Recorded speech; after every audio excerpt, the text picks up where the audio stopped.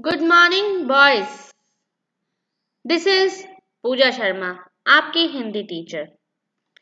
आज मैं आपके सामने व्याकरण का एक टॉपिक लेकर उपस्थित हुई हूँ, जिसका नाम है विराम चिन्ह।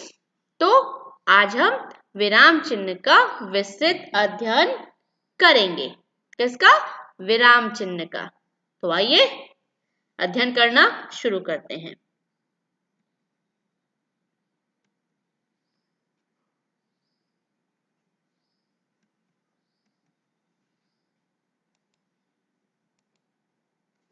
विराम। विराम का अर्थ बच्चों, विराम का अर्थ होता है ठहराव। ठहराव मतलब रुकना। अगर हम लगातार बोलते जाएंगे तो क्या होगा? हमें हमारी भाषा समझ में नहीं आएगी, ना तो हमें समझ में आएगी और ना सुनने वाले को समझ में आएगी। अब इसीलिए बताया गया है कि विराम का अर्थ होता है ठहराव और चिन्ह का अर्थ होता है निशान।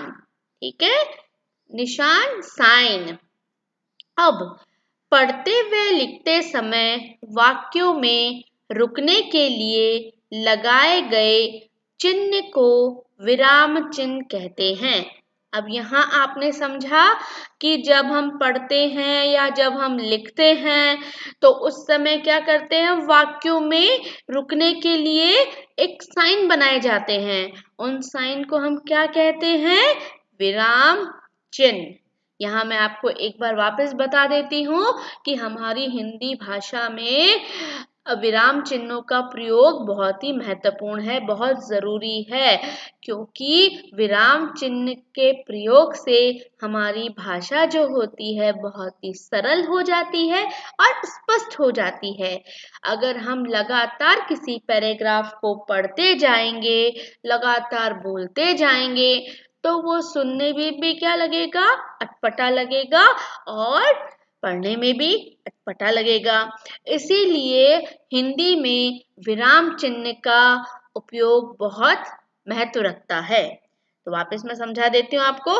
विराम का अर्थ होता है ठहराव और चिन्ह का अर्थ होता है निशान। और पढ़ते व लिखते समय वाक्यों में रुकने के लिए लगाए गए चिन्ह को विराम चिन्ह कहते हैं।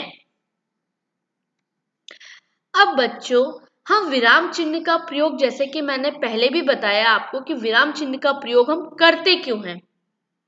क्यों करते हैं? कि इससे क्या होता है? विराम चिन्ह का प्रयोग करने से भाषा को समझने में आसानी हो जाती है। यहाँ मैं आपको एग्जाम्पल समझाती हूँ, उससे आपको क्लियर हो जाएगा कि विराम चिन्ह के प्रयोग से भाषा में किस प्रकार से बदलाव आता है।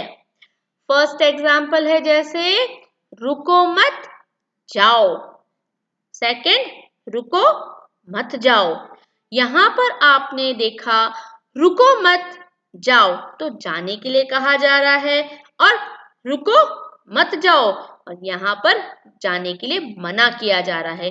देखिए, एक विराम चिन्ह के प्रयोग से भाषा किस प्रकार बदल गई, उसका मतलब बदल गया।